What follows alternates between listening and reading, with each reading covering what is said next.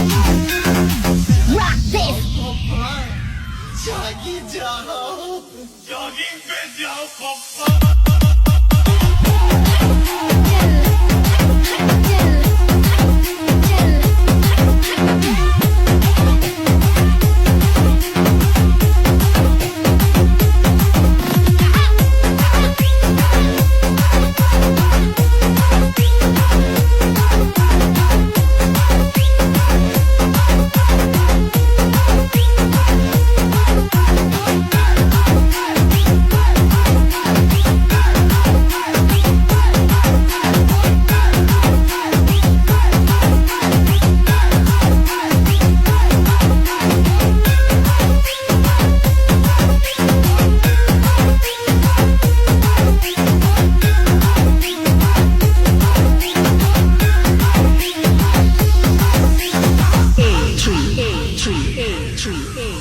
हम तुम में इतने छेद करेंगे कि कंफ्यूज हो जाओगे कि सांस कहां से लें और बातें कहां से।